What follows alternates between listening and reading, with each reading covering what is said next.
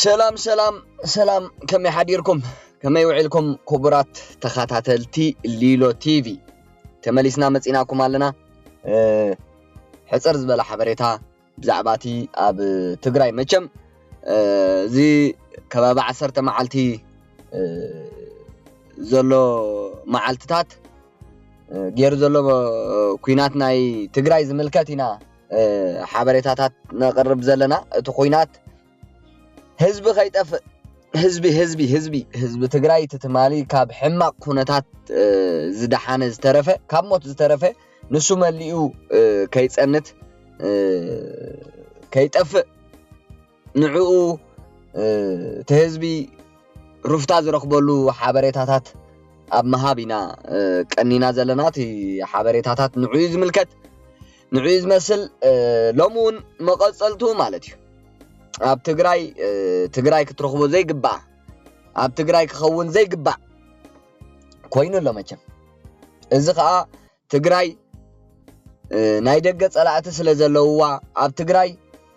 ጸላእቲ ናይ ደገ ናይ መንባር ዕድሉ ንህዝቢ ትግራይ ስለ ዝኸልከሉ ዘይኮነ እዚ ሁሉ ንሪኦ ዘለና ኣብ ትግራይ ተፈጢሩ ዘሎ ህዝቢ ትግራይ ንኸይነብር በብዓመቱ ንኽመውት መናውሒ ዕድመ ስልጣን ናይ ጨካናት ንኽኸውን ተፈሪድሉ ዘሎ ከዓ ብህወሓትን ብሻዕብያን ስለዚ ዞም ሓይልታት እዚኦም ጸላእቲ ህዝቢ ትግራይ እዮም መጀመርያ ህዝቢ ትግራይ ናይ ደገ ጸላእ የብሉ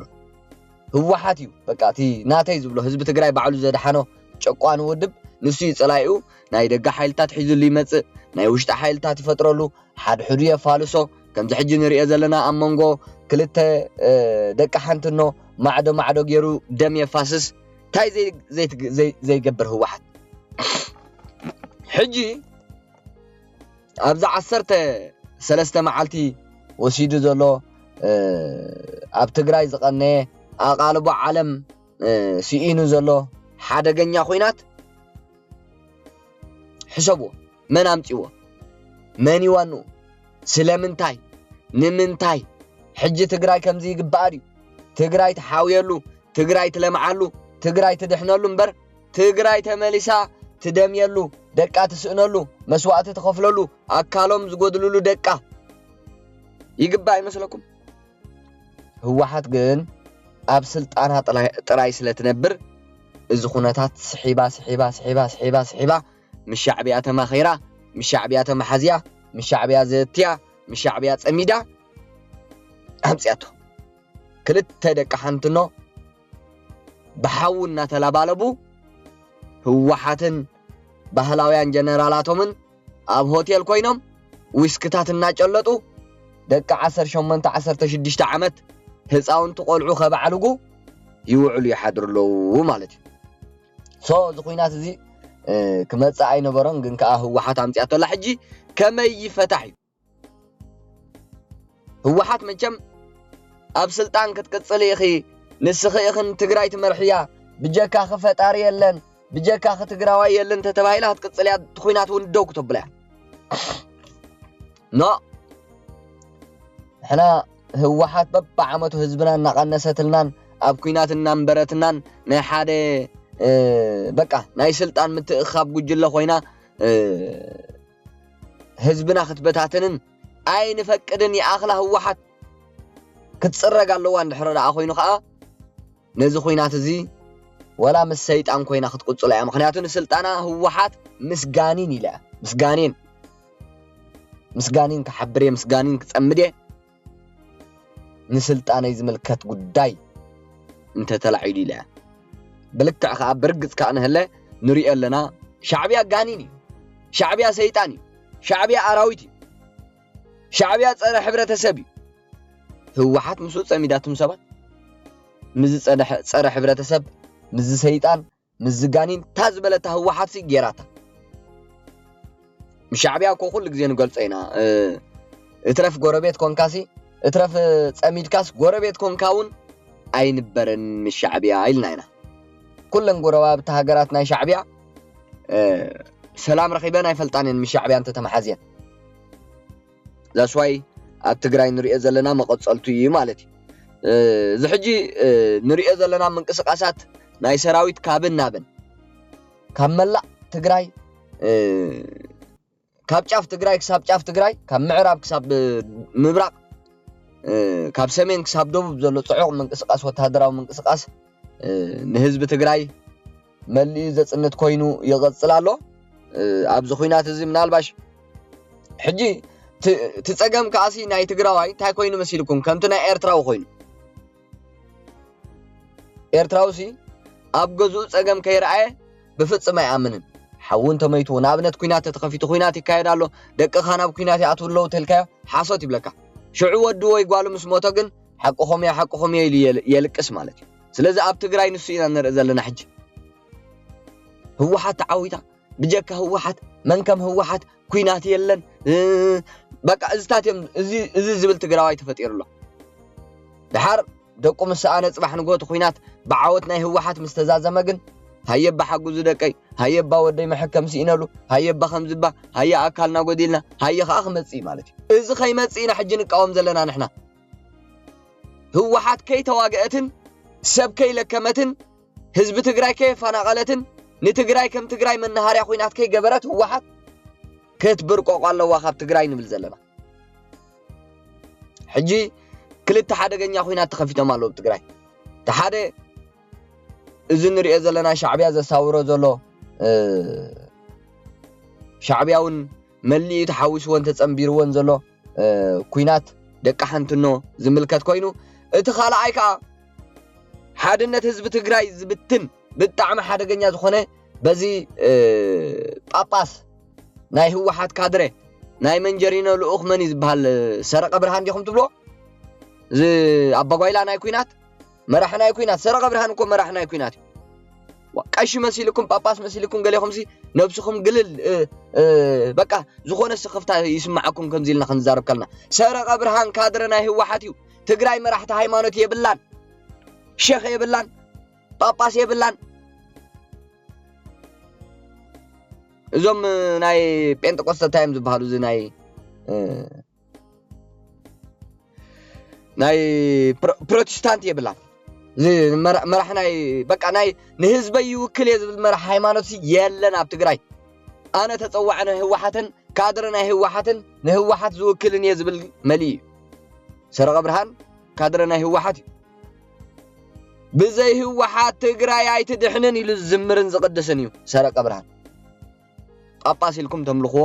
ጳጳስ ኢልኩም ቤተ ክርስቲያን ክዓጥነልኩም ትጽውዕዎ ጳጳስ ኢልኩም ክዝይመልኩም ጳጳስ ኢልኩም ጸሎት ክገብረልኩም ጳጳስ ኢልኩም ናብዚ ተወሊዑ ዘሎ ባዕሉ ዝባረኾ ኩናት ኣትዩ ደቂ ሓንቲ ንኸተዓረቕ ትጽውዕዎ ኩናት የሳውር እምበርታይ ክዓረቕ ሸፋት እዮም እዚኦም እናበለሲ ከመይ ጌር እዩ ተጋሪኦም ኢሉ ክዛተዩ ጠረጴዛ ክፈቕደሎም ክዛተዩ ጸሎት ክገብር ክዛተዩ ክጽውዕ ክዛተዩ ክሽምግል ሰረቀ ብርሃን ካድረ በቃ ካብ ሰረቀ ብርሃንሲ ካብ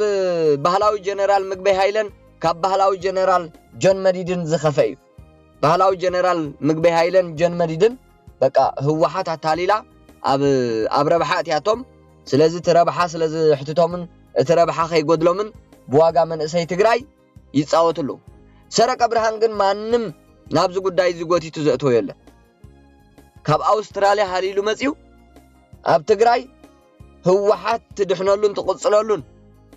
ንህዝቢ ትግራይ ክኸፋፈል ኣብ ትግራይ ኮ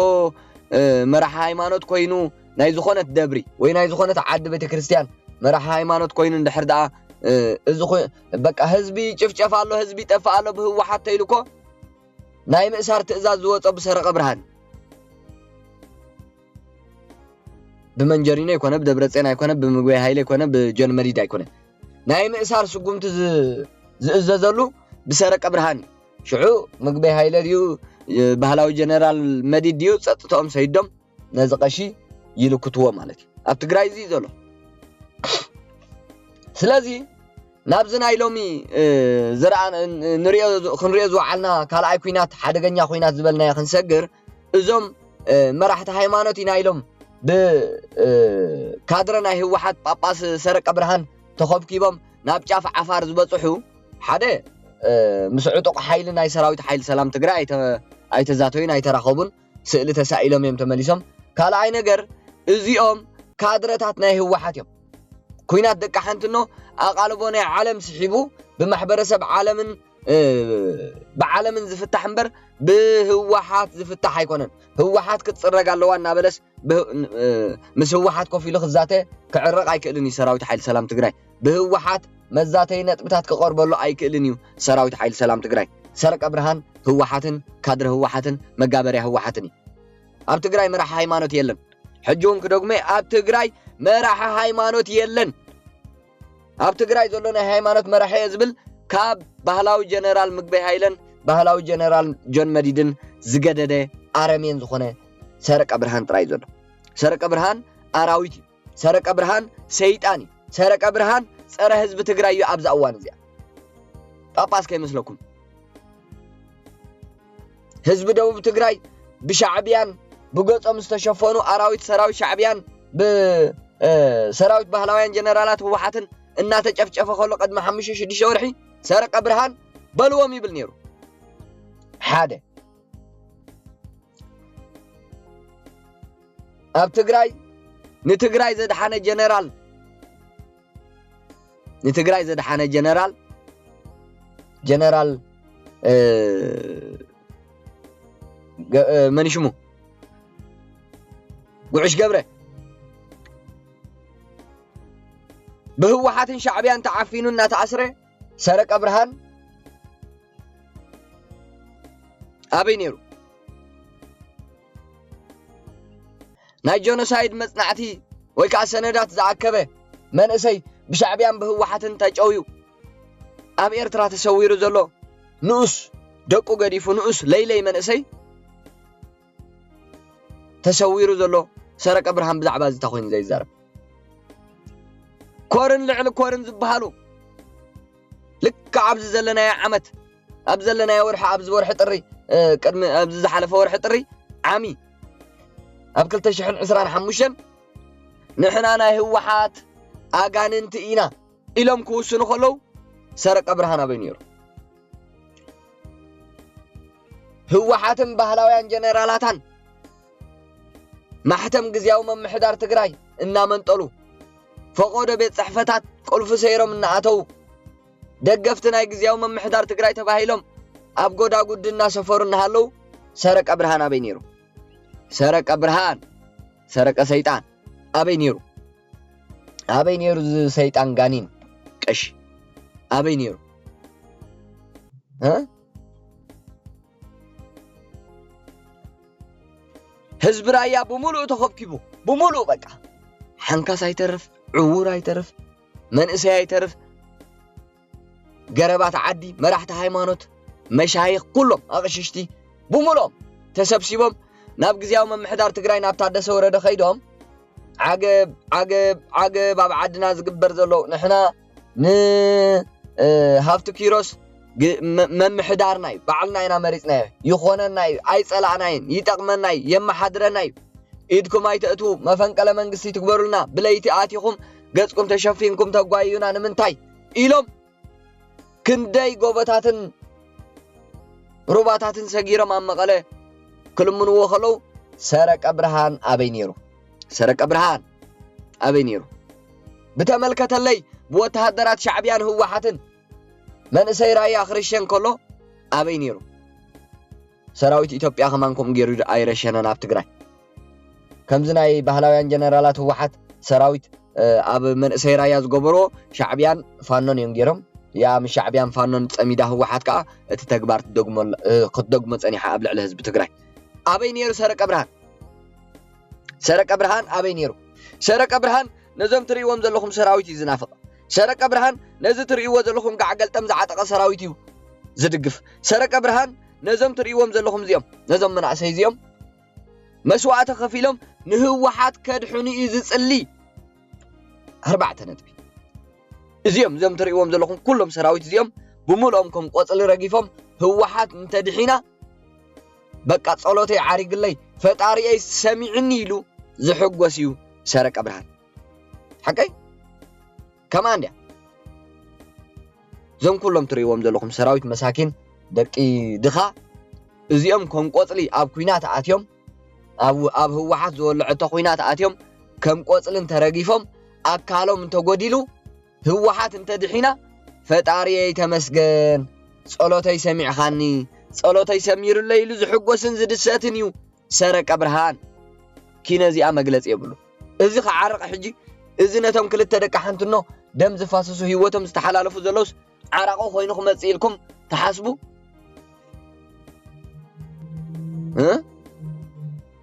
كما يخون لكم كما يورد لكم كما يخون لكم كما يتسامعوا كما امين لكم تقبلوا انت الاخونا اكايدا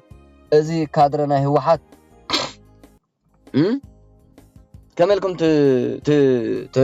تقبلوا كخون زي كل نجر زي يخون سي كما يجري يخون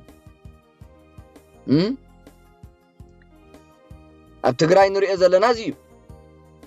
اب تግራይ ዝኸውን ዘሎ ዝዩ ትግራይ ኮይናቶ ዘላ ከምዚያ ትግራይ ኩይናት ዝናፍቅ ኩይናት ዝመርሕ اب ኩይናት ዝቅድስ اب ኩይናት ዝድሰት መራሒ ዘለዋ መራሕ ናይ ሃይማኖት እዩ ዘለዋ ልክዕ ከምቶም በቃ اب ትግራይ ዘለዎ መራሕቲ ሲ በቃ اب ኩይናት ዝነብሩ እዮም ሓቀይ ኩይናት ዝናፍቁ እዮም ሓቀይ اب ኩይናት ስልጣኖም ዝቀጽሉ እዮም ሓቀይ اب ኩይናት عدم سلطانهم اقصيلهم كابت حتى حتنت كدحنو بخبر مسوات دق تግራይ كمرحون تግራይ هوكت كفطرون زدليم سرق برهان كابوم تايفله كومم دالو ناتوم دالو مسوم دالو اب تግራይ ዝነብር መራح ሃይማኖት اب تግራይ ዝነብር ጋዜጠኛ اب تግራይ ዝነብር ዩቲዩበር اب تግራይ ዝነብር አክቲቪስት اب تግራይ ዝነብር ፖለቲከኛ ካድረና ህወሓት እዩ أكايدا هوحات زقاوم نهوحات صره حزب تግራይ مخانا زغلص هوحات تطفيا حزب تግራይ لا حزب تግራይ زدحن يلو زغسغس زرد تግራይ اب طفعات هوحات يا تدحن زبل اب تግራይ ينبرن صادقان اينبرن ጌታቸው አይነበረን ቶም ቀዳሞት በዓል ሲየ ብርሃ ገብረ አሱራት ገለመለ ዘለዎም አይነበሩን ጉዕሽ ገብረ ተአሲሩ ተሰዊሩ ካልኦት ናይ ጆኖሳይድ መጽናዕታት ዘካይዱን ሰነዳት ዝእኩቡን በዓል መሰረት ሓድሽን እዚ ካሜራማን ኤርትራ ተሰዊሩ ዘሎን ትግራይ ናቶምንያ ኣብ ግዜ ህወሓት እዞም ኩሎም ኣብ ሓራ መሬት ትግራይ ዘለው 9% ዓቅሚ ናይ ሰራዊት ሓይሊ ናይ ሰራዊት ትግራይ ዝነበሩ ወኒኖም ዘለው ሕጂ ንሶም ትግራይ ጸይባቶም እዚ እኮ እዩ ዘሎ ትግራይ እዚ እኮ አይና ንርኢ ዘለና ኣብ ትግራይ ትግራይ እኮ እዚኣ ትግራይ እዚኣ እያ ትግራይ በቃ ከምዚ ጌርካ መንእሰይ መልሚልካ ከምዚ ትሪእዎ ዘለኹም ጋዕገል ጠምገለመለ በቃ ወተሃደራዊ ስልጣናታት ገለመለ ሂብካ ሓንጂ መንጃ ኣኻኺብካ ገለመለ ናብ ኩናት ኣቲኻ ስልጣንካ መቐጻል ካብ ተሓታትነት ምድሓን ሃብቲ ህዝቢ ትግራይ ብኸምዚ ብኩናት ምግሓጥ በዚኦም ጌርካ መንእሰያት ንህዝቢ ትግራይ ርእሱ ምድናን በቃ ከምዚ هوحات كو إذا سراويت زي خطونو نكو فيدرال منغستي بقى مبتي يبلا كم ذا عينات سلطانات كتكايد كم ذا عينات اطورات كتقرب كم ذا عينات وتهدراو منقسقاسات بفصم اب كللاتنا ايثيوبيا ايفقدني يلن بقى حنت خلل تونو سراويت بفيدرال منغست استعقنن بفيدرال منغست افلطو زلوني اب تግራይ ግን هاجر زونو فيدرال منغست زي ونو سراويت يا تونن تسلطن صنيحه هوحت غغدي فوان سدت غغدي فوان اب ماكل هاجرنا باديس ابا غغدي فوان اب حرا مريت تግራይ يصمبرالو امبر ملع تግራዋይ ኮ አሰልጢና ተህወሓት በቃ ወድ ዘቦ ደውል ወላ ጓለን ሰይት ምክንያቱም ባህላውያን ጀነራላት ህወሓት ከአ ልክ ከም ሻዕቢያ እዮም ብዘይ ጓል ውዒሎም ይሓድሩን ብዘይ መስተ ውዒሎም ይሓድሩን መስተ ሰትዮም ኩናት ይእዝዙ ጓል ሒዞም ኩናት ይእዝዙ بخمس ስለዝኾነ ደቅ ንስቲውን ስለዘድልዮም ማዕልያ ዘይብለን ደቅ ንስቲውን ገገፊፋ ህወሓት ነዞም ሹሃት ናይዞም ንብሎም ዘለና ጨቆንት ባህላውያን ጀነራላት ህወሓት ንምርዋይ ተባሂሉ መንእሰያት ደቂ ኣንስትዮ ከይተረፈያ ትሰልጥን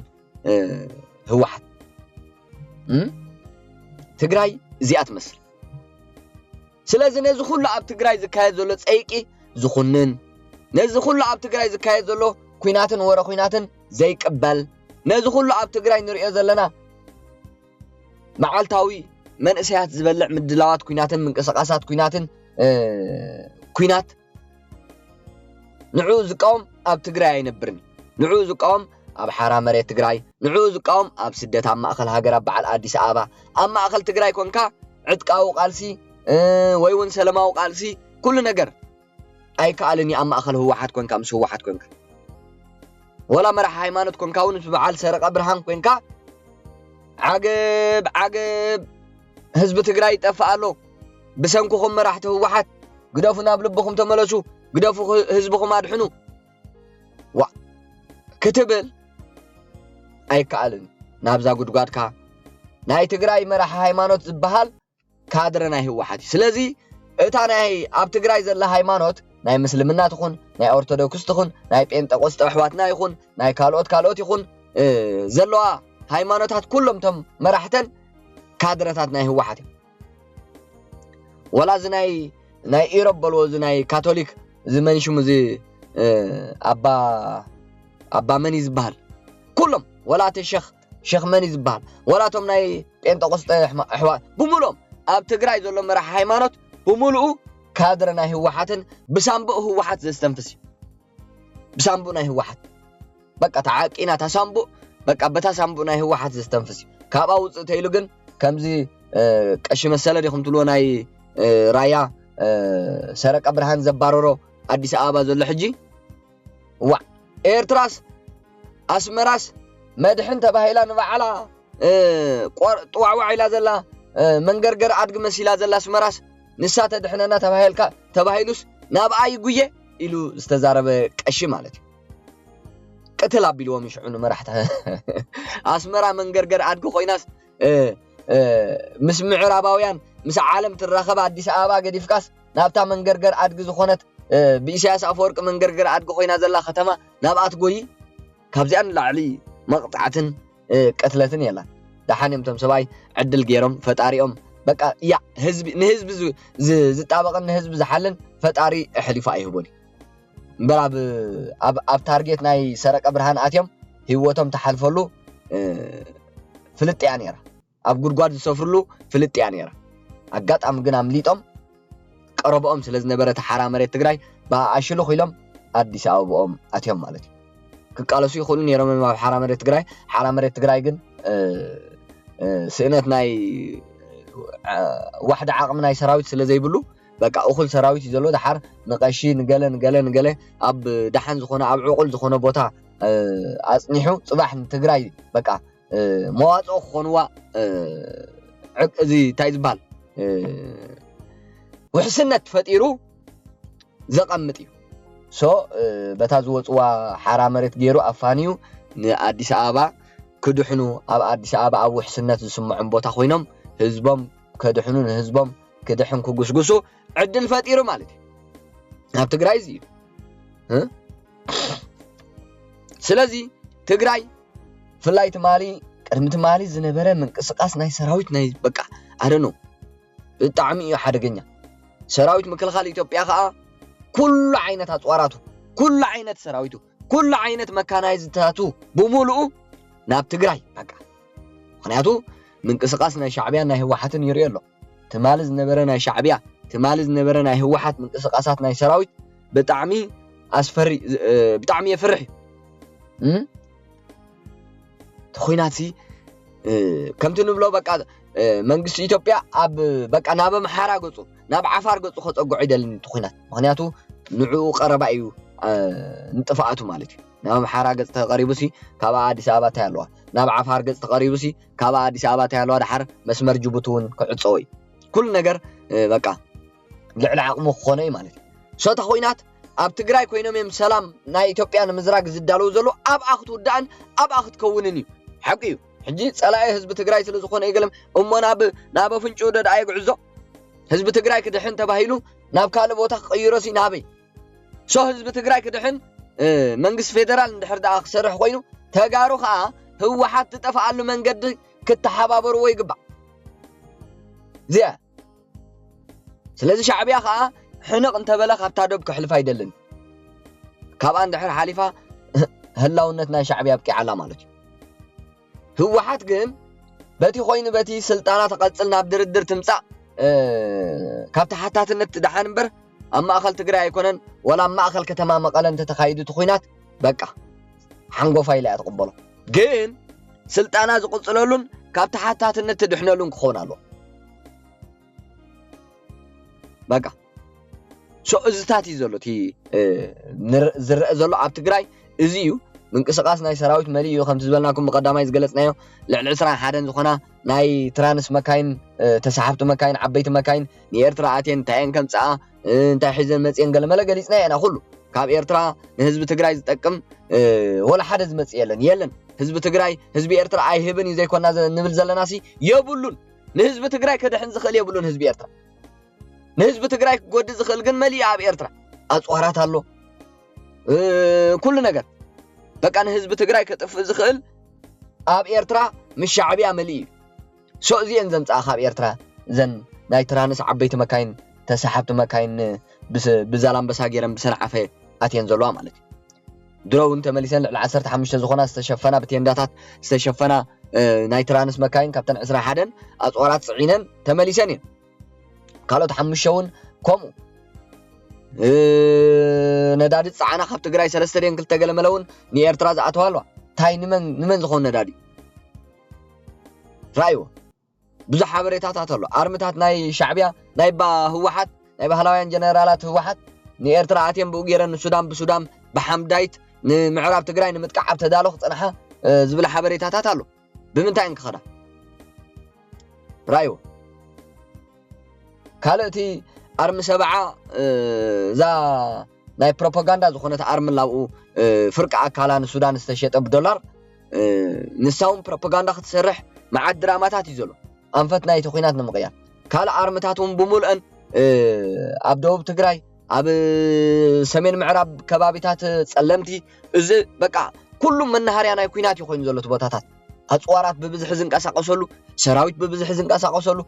በቃ ሃለዋት ህዝቢ ትግራይ ሲ በቃ ኣውደ ዓመት እዩ ዝመስል ከምዚ ኣብ ኣውደ ዓመት ሲ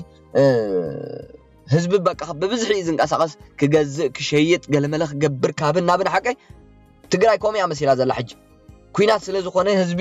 በቃ ገለ ነገር ክዓቁር ምክንያቱ ጽባሕ ንግሆ ባንኪ ክዕጾ ይኽእል ኢንተርኔት ክዕጾ ይኽእል ቴሌፎን ክዕጾ ይኽእል ዕዳጋታት ክዕጾ ይኽእል ኩሉ ነገራት ሕጂ ንጽባሕ ንግሆ ዝኸውን ኣብ ገዝኡ ክቐብር ህዝቢ ትግራይ በቃ ኣብ ዓቕሊ ከምዚ ገይሮሞ ከምዚ እንድሕር ኮይኑ ከዓ መፍተ ነጋዶን ደላሎን እዩ ዝኸውን ህዝቢ ማ ሓንቲ ዘይቲ ብ100 ቅርሺ ትሸጥ ዝነበረት ብ100 ቅርሺ ሸጥዋ ነጋዶ ሓንቲ ሽጉርቲ ሓንቲ ኪሎ ሽጉርቲ ብ10 ቅርሺ ትሸጥ ዝነበረት ብ500 ሸጥዋ ነጋዶ ስለዚ እዚ ዓይነት ምንቅስቃስ ንህዝቢ ብጣዕሚ ዝጎድእ ንደላሎን ነጋዶን ሸቃጦን ከዓ ክሳዶም ዘርጉድ ትዝገርም ኣብ ትግራይ እዚ ዓይነት ኩነታት ተፈጢሩ ንሪኢ ኣለና ማለት እዩ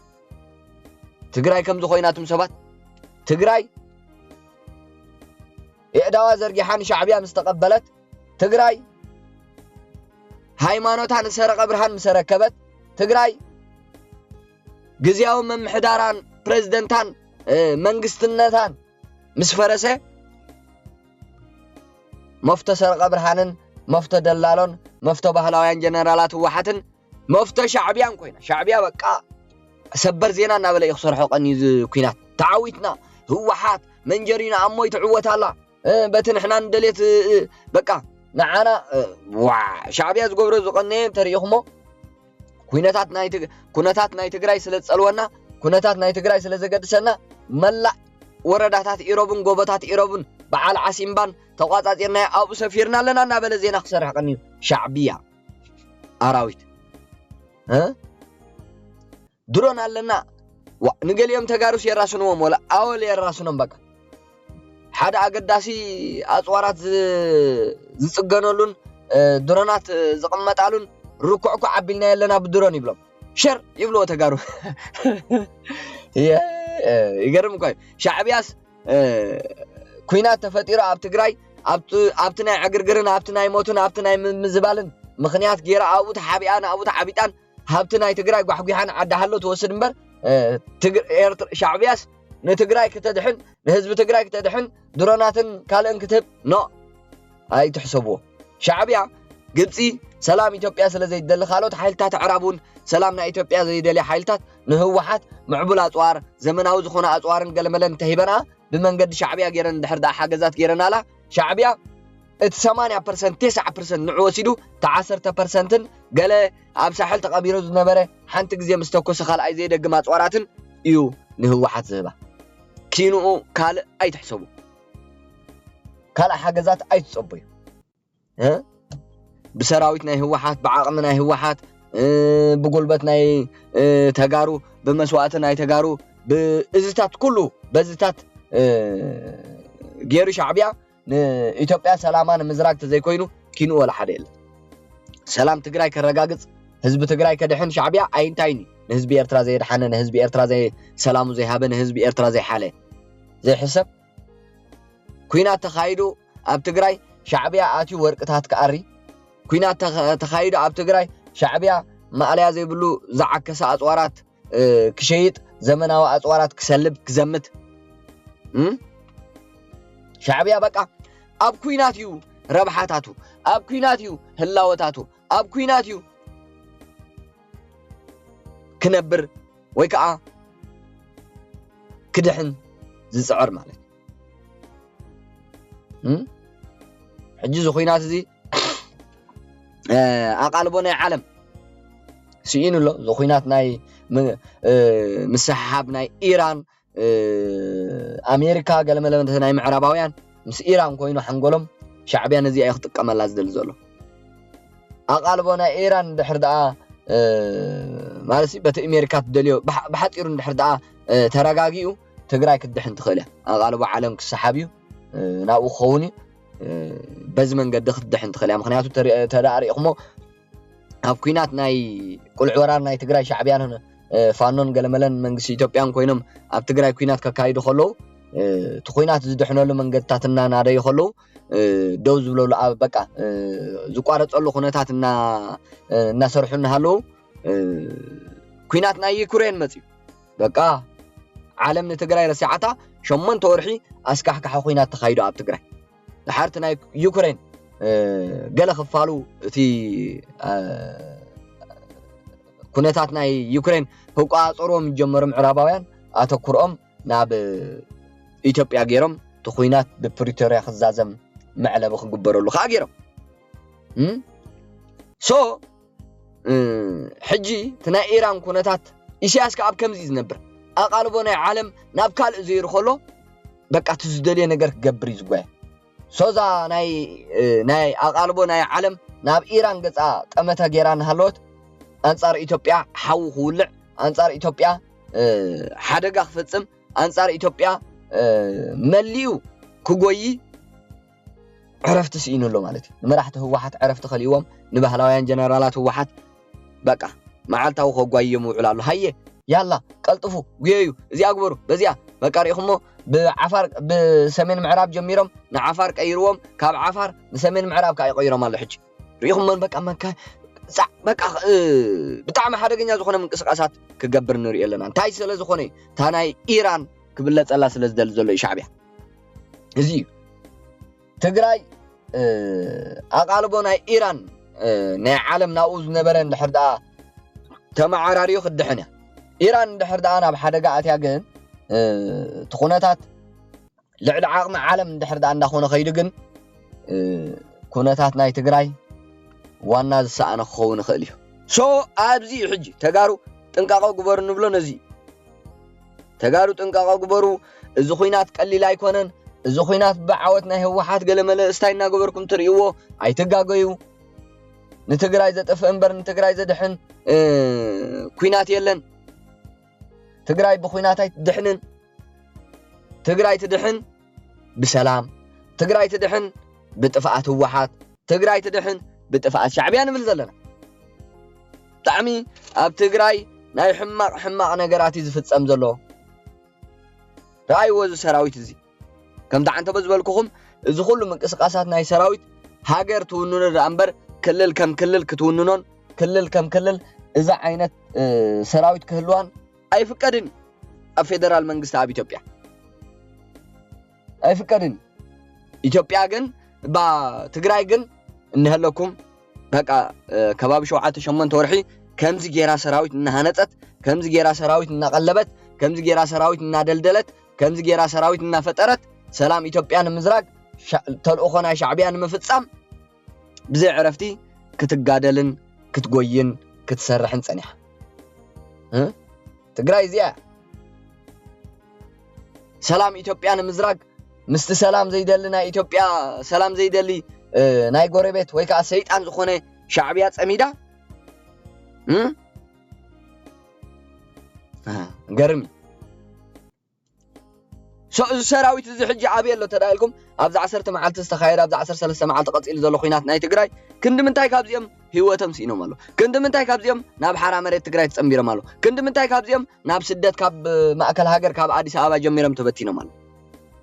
ህወሓትኮ መዓልታው ስለተሰልጥን ዘላ አንበር ሙድብ ሰራዊት ዝበሃል ይብላ ሙድብ ሰራዊት ናይ ህወሓት ባህላውያን ጀነራላት ሰራዊት ባህላውያን ጀነራላት ህወሓት ዓጽመ ስጋናቶም ዓሌትናቶም تبا مدب سراويت زبال كينو قنت تواقعي بقى بواقع مسوعتو سلطانهم كدحنولو زخولو سراويت يبلو من بهلاوان جنرالات واحد حجي كوينات سلستفتري امارات سلستسانه بزن كوينات سلزخونه اقديدم زواقو سراويت كمسات قلمله كابن نابن اخاخيبم معالتاو قفان ناقور معالتاوي كل نقر بقدامي تريو نقر نفس وقف بدي دي ارستت ايسه دي خاله مال اب غزو صنحه تغفيفو دي تبيلو دي قلمله ناب كوينات كاتلو بقى انا مسارع ناب تقدد وتهدراو عسكرنا كاتلو ويلم عزيزو من ممرح وصيمني ስለዚህ ትግራይ ኣብ ሕማቅ ኩነታት ያዘላ ክልተ ሓደገኛ ኩናት አጋጢመዋል ሕጂ ብናይ ሰረቀ ብርሃንን በባህላውያን ጀነራላት ህወሓትን ብለኩም ዘለና ነዚ ዝመስል ካለ እንታይ ያለው መስልኩም ብጣዕሚ ኣብ ትግራይ ከዓ ሓደገኛ ዝገብሮ እንታይ እዩ ኣጽዋራት ዝጻዓና መካይን ሰራዊት ዝጻዓና መካይን ምንቅስቃሳት ናይ ሓለፍቲ ማለቲ ቶም ባህላውያን ጀነራላት ህወሓት ዝንቀሳቀሱለን መካይን በማእከል ህዝብን ኣብ ህዝብ ዘለዎ ቦታታትን ኣብ ህዝብ ዝንቀሳቀሰሉ ቦታታትን ይኾይኑ ዘሎ ዱረን ነዚአን ያ ታርጌት ጌራ ዘላሕጅ ሰራዊት ዘንቀሳቀሳ ቃፍላይ መካይን ሓለፍቲ ናይ ባህላውያን ጀነራላት ህወሓትን ጽዒነን ዝኸዳ ፓትሮላትን ላንድ ክሩዘራትን ካልእን ወላ ናይ ዘን ኤንጂኦ ዓይነት ታርጋ ዝገበሩ እዝታት ካብ ከምዛ ዓይነት ምንቅስቃሳት ዘለዎ ህዝቢ رحيقو نفسه خدحن كخلالو اب تግራይ بتعمي بقى እዚኦም መራሕቲ ህወሓት እዚያ ኣብ ደቡብ ትግራይ ክንሪኦ ጽናሕና በሙሉ እቲ ተተኳሳ ኣጽዋራት ኣብ ማእከል ሓንቲ ካንቸሎ ወይ ከዓ ኣብ ማእከል ህዝቢ ዝነብረሉ ቦታታት ኮይኖም ከካይድ ወጽንያ ገዚፍ ቁጥር ዘለዎ ሰራዊት ኤርትራ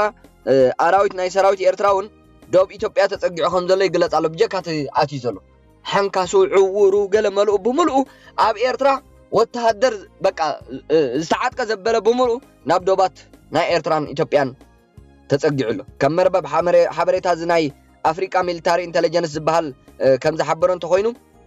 ካብ ቅድሚ ትማሊ ካብቲ ንሕናውን ዝገለጽናዮ ካብ ሓሙስ ጀሚሩ በአንፈት ኦም ሓጀር ሕሞራን ባድመ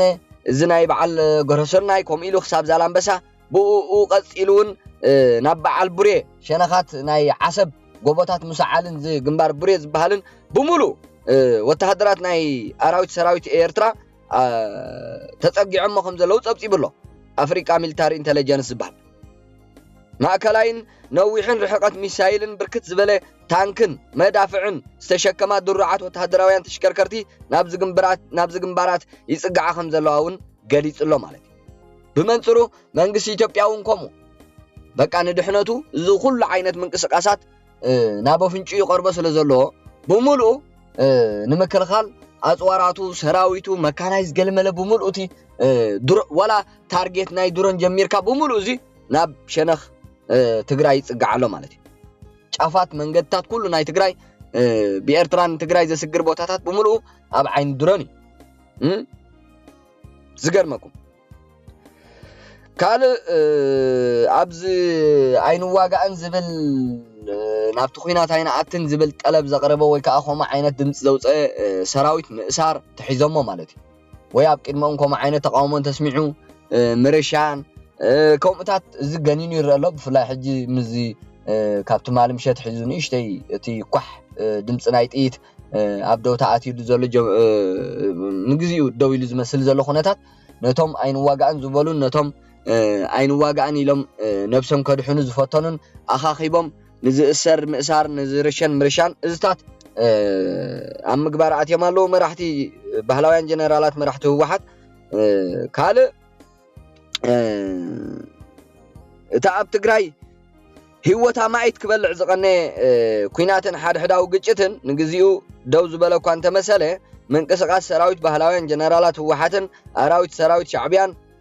حجون بصعوق أبنوس وكف بوتاتات تقراي يقصر يزلو أبز خلت سلسلة معالتي دمت طيت أب كبابيتات وجراتن شرشرن ولا قات أو انتبله بهلاوين جنرالات واحد جن بزحم من قصق السراويت نبت خبابين الناس أوجعهم زركبوا دوب تجراي نزقص الوجه مع خل جيركا نمبراسن حجون نتفقت حزب دوب تجراي زجبر كيادو مخانو مجنزاب كدليو حجون نخبي زور كينات يو تمدلاو زر زلوا بهلاوين جنرالات واحد وجرات بصبر شرشر جوجودو سراويت بهلاوين جنرالات واحدن أراويت سراويت إيرتران أب ببزحي ناتراجع فقني له أبز جنبارات بدقعة دما مايشو زاتان نماي معدود تمت كبابيتاتون بزحزر له سراويت تتأجعو معاسكم تجمرو كنافلتأكم هنا تخوينات معاسكم تجمرو كنافلتأكم هنا تباهيلهم أبتتأنقع قالوا تم سراويت بمعراب تقراي بشنخ وردات علمتون تماسس على مدلوات كوينات الله بإندرتا ملازات قطون سراويتهم يتقعوا له بهلاوين جنرالات وحاتن شعبيان أمرت زلو كونتات حزبي بقلصي تربشي زلو أب تقراي بقى خمتي خنقلصت نحنا بطعم حزب تقراي تربشي زلو أب حماق كونتات يزركب امتعنتو بزول خمسي أب كويناتي حجي تقراي كمزي أو دعمتات زقربا وي زخونه نجر كم يزولت من قصقاساتنا حزبي صباح مسمار تليفونات كعصيو انترنت كعصيو بانك كعصونا يخاب زبل عداقاون كساني يخاب زبل نصباح زخونه نجرات نمكابن نمطرنافن كابن نابن كنقاسقاس يزرا زلو بقى اب حماق قنتات አሎ ኣብዚ እቶም ክሳዶም አርጉይዶም አፍልቦም ነፊሕም ዝንቃሳቀሱ ደላሎን ነጋዶን ኮይኖም ዘለው ንሓንቲ ነገር ብዳብልን ብዕጽፍታትን ወሲኾም እናሸጡ ማለት እዩ ስለዚህ ኣብ መሬት ዘሎ ኩነታት تناي حزبي بقلصي حزب تግራይ ተረብሽ ይዘሎ መዋጮና ተባህለ ከዓ ካብ ጣብያ ጀሚሩ በኃይሊ ሞቢላይዝ ይግበራሎ ያ ኣብ ትግራይ ሲ ክሪሚናል ዋር ተፈጢሩሎ በቃ ዝገርም ብጣዕሚ I don't know ከመዩ ታዩ ዝኽወን ዘሎ ኣነ ይርዳእኒ የለን በቃ ትግራይ ታይ ትኸውን ኣላ ኣይግባኒ ነሩን ህዝብ ትግራይ ከምዛ ኣይግቦን مفتنا قادون دلالون كوينات نابلعون حزب ندقو كوينات تግራይ سي حزبا كوينات نابلعس كالئ خا بلعتي كابت كوينات ندعل خا بلعت خا زوم نقادون دلالون كا تفطيرهم تعم بزحفر ملكوع مالك بزيكو بقى خمز دنب فتحي ارتراس قبرو درار سراويت درار قلمل اندابله كمز شعبياون بعل زقبرو درار ناي بقى نسراويت تباهيلو مواصو كان بفلاي ببعل زبادو تግራይ ማዕለያ ዘይብሉ ካብ ህዝብ ክዋጻ ተሰሊዑ ዘሎ ሰልድ ማለት እዩ በቃ ትግራይ ንምድሓን ተባሂሉ ያይ ወሓትኮ ጉዳመኛ እንኳ ዘይት ጎብሮን ዘይት ዛረቦን እኮ ይብላ ደብረጽዮን ማእከላይ ኮሚቴ ናይ ህወሓት ኣብቲ ጸረ ህዝብ ትግራይ ዝኾነ ማእከላይ ኮሚቴ ዝሃበ ሓበሬታውን ተተኳሲ ኣለና እዩ ኩናት ክንጅምር ኢና ዝብል ነይሩ ኣብ መሬት ዘሎ ሓቂ እዚ እዩ እምቢ ዝብል መንእሰይ ድማ ተባራኺቱለይ ዳሓኒ ምክንያቱ ነናብ ገዝኡ ዝምለስ ማዕለያ ዘይብሉ መንእሰይ ይርአ ኣሎ እዚ ሓደቲ ትኩናት በቃ ህዝብ ከም ዘይደልየ እዩ ዘረዳእካ ሶ ህዝብ ትግራይ ዝድሕነሉሲ ክቀልል ይኽእል እዩ ህዝብ ትግራይ ከይድሕን ትኩናት ንምንታይ ዕላማ ምዃኑ ህዝብ ትግራይ እውን ከይርድኦ ሻዕብያ ጉየዩ منسي كي أبيكم حزب مقدال كي أبيكم نابلي قوية مالنبر تخوينات سالا حنسابي جمر حنسابي قوارت سالا تخونت حزبي تردي وي بفلاي أبل علي سراويت حيل سلام تقراي زكايدو متقعتي بقى تردي وي مخنياتو توم كادرتات هوحات نت سراويت حيل سلام تقراي زبحال نمطفا بقى خم عبا عوت غيرم كقطرو خلو نسس قمت ابزو سدلو جن بقى كخونن عينت غوسغاسات كوصم جمرو حزبي تردي وي بقى بتعم تردي وسي እዚ ኹይናት እዚ ንህወሓት እምበር ንህዝቢ ትግራይ ዝጠቅም ከም ዘይኮነ ተረዲ ወይ ህዝቢ ትግራይ ጸላእ ከም ዘይብሉን አለሊሎ ጸላእቱ እንኮ ጸላእቱ ሻዕቢያን ህወሓትን ምዃኖም አረጋጊጽሎ ሶ ቀስና በለ እቲ ህዝቢ አንጻር ህወሓት ክልዓሊ ግን ቅድሚ እቲ ህዝቢ አንጻር ህወሓት ምልዓሉ ህወሓት ትግራይ ብምልእታ ከምቲ ሻዕቢያ ዝደልዮ መናሃርያ ኹይናት ከይትገብራ